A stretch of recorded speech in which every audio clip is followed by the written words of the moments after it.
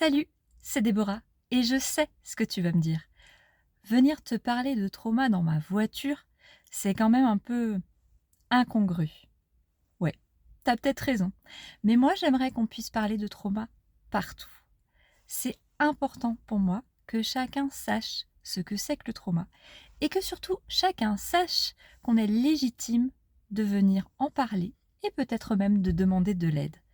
Aujourd'hui, je voulais voir avec toi les trois types de trauma qui existent. Parce que souvent, on parle du trauma simple. Le trauma, voilà, qu'on va voir dans les journaux, qu'on va voir dans la presse. Le trauma résultant d'un événement, d'une situation qui a eu lieu à un moment donné, qu'on peut même dater. On peut dire, ce jour-là, il s'est passé ceci, et en regard de ça, la personne, elle est restée en stress post-traumatique. Donc ça peut être des événements, bien sûr, hein, hyper graves, mais comme pour tous les types de traumas, j'ai envie de te dire, ça peut être, une agression, être victime de la malveillance d'autrui. Ça peut être dans une situation, dans un pays en guerre. Ça peut être victime d'un attentat.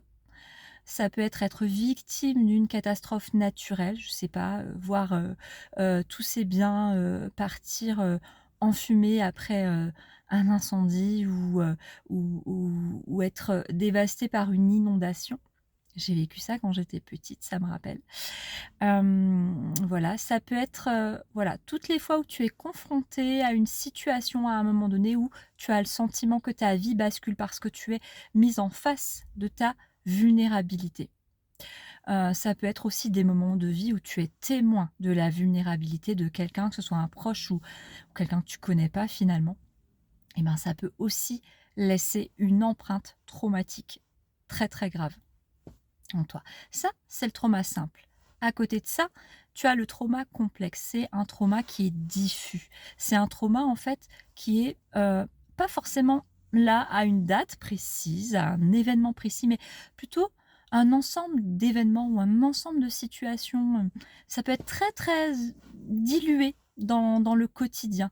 C'est souvent le cas des personnes qui, grandissent, les enfants qui grandissent dans des familles dysfonctionnelles, dans des familles où il y a de la violence dans le couple parental, où il y a certaines formes de précarité qui vont amener les adultes à ne pas arriver finalement à, pouvoir pourvoir aux besoins de leurs enfants, que ce soit des besoins, émotionnels, des besoins affectifs, des besoins, tous les besoins des enfants finalement. Donc ça, c'est vraiment le trauma complexe, quand c'est dilué dans le quotidien, quand finalement c'est une façon de vivre le trauma. Ça peut être aussi après, hein, on peut avoir, vécu dans des familles tout à fait fonctionnelles, mais une fois adulte, on peut peut-être entrer dans des couples dysfonctionnels et toxiques.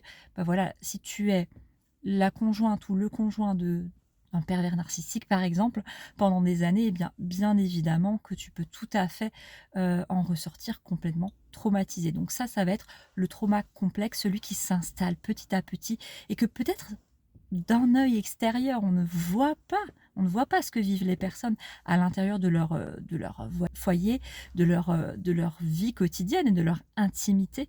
Mais pour autant, ça ne veut pas dire que ce trauma-là, il est moins grave. Il est tout aussi, voilà, légitime de chercher de l'aide quand on a un trauma complexe plutôt qu'un trauma simple, je dirais. Et le troisième type de trauma dont je voulais te parler aujourd'hui, parce que celui-là, on en parle vraiment très peu et pourtant il est ô combien important, lui aussi, c'est le trauma vicariant. Le trauma vicariant, c'est le trauma des accompagnants, des personnes qui vont aider d'autres personnes. C'est le trauma que peuvent rencontrer tous les médecins, tous les travailleurs sociaux, tous les thérapeutes, toutes les personnes qui aident, dont la mission, c'est vraiment d'être confrontés au quotidien à la vulnérabilité d'autres personnes dans leur travail. Voilà, leur travail, c'est quoi? C'est d'aider. C'est, de trouver des solutions, pour des personnes qui manquent de solutions, qui manquent de moyens. Donc, elles vont être confrontées à voir des choses difficiles et à entendre des choses difficiles. Donc, elles vont aspirer émotionnellement tout un ensemble de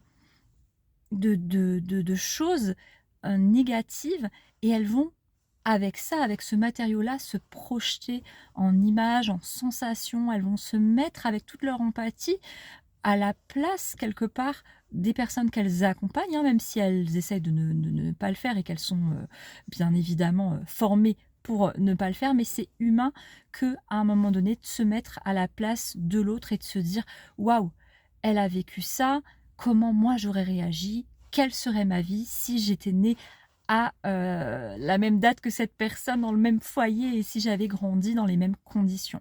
Comment je m'en sortirais aujourd'hui?» et cetera. Alors c'est quelque chose de très, très inconscient, hein, bien sûr que les personnes ne font pas exprès de se mettre, en difficulté émotionnelle en en essayant de, voilà, de s'inventer la vie qu'elles n'ont pas. Mais pour autant, c'est compliqué que d'entendre et de voir la souffrance de l'autre, même si on est formé, outillé pour ça. Donc ça, c'est le trauma vicariant, c'est quand on est amené à accompagner des personnes en souffrance et à les aider finalement quelque part à porter leurs difficultés, leur vulnérabilité.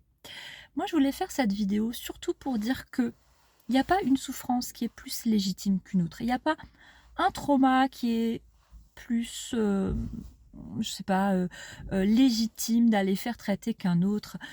C'est pas parce que, j'ai pas grandi dans un pays en guerre que, bah, j'ai pas le droit de demander de l'aide parce que mes souvenirs d'enfance me font souffrir encore aujourd'hui. Et bien sûr que le trauma simple, on l'appelle simple, le trauma complexe, on l'appelle complexe. C'est pas parce que le trauma complexe, enfin, on l'appelle comme ça, qu'il est plus complexe à soigner. Pour chaque type de trauma, il existe des thérapies, il existe des thérapeutes, formés pour t'accompagner, pour t'aider, pour t'outiller, pour que tu puisses retraiter ces souvenirs, ces informations et surtout faire passer l'information essentielle de ton cerveau jusqu'à chaque cellule de ton corps en passant par tout ton système nerveux, que c'est terminé. Que voilà, la difficulté, tu n'es plus en train de la revivre, que c'est ton cerveau qui te donne parfois l'impression que ça tourne en boucle, mais que c'est pas ça la réalité. La réalité, c'est que tu t'en es sorti et la thérapie, c'est ça, c'est de vraiment, aller te faire prendre conscience dans toutes les et le mot conscience, c'est pas c'est pas le bon mot parce que c'est pas conscience avec la tête, avec le mental, c'est vraiment conscience avec chaque cellule de: «Ça y est, c'est terminé». Donc si tu es en difficulté, si tu éprouves, voilà, des symptômes, que ce soit du stress, de l'anxiété, des images qui reviennent en boucle quand tu les as pas convoquées, des difficultés pour dormir, pour trouver le sommeil ou alors des insomnies, tu te réveilles en sursaut, tu te réveilles, tu fais des cauchemars la nuit, tu es déclenché par des situations que tu comprends même pas, tu sais pas pourquoi tu pars au quart de tour quand, une personne dit tel ou tel mot. Eh bien, ça peut être que tu es victime d'un stress post-traumatique, soit simple, soit complexe, soit vicariant, selon ta situation. Tu peux même malheureusement avoir un petit cocktail des trois, hein, ça peut aussi arriver. Donc je t'invite vraiment à venir trouver de l'aide. Si tu veux, tu peux venir me parler en privé, je serai heureuse de pouvoir t'orienter. Et puis, voilà, juste, on n'est pas seul avec ça, ça s'arrête avec nous, on va aller guérir le trauma du monde, une personne après l'autre.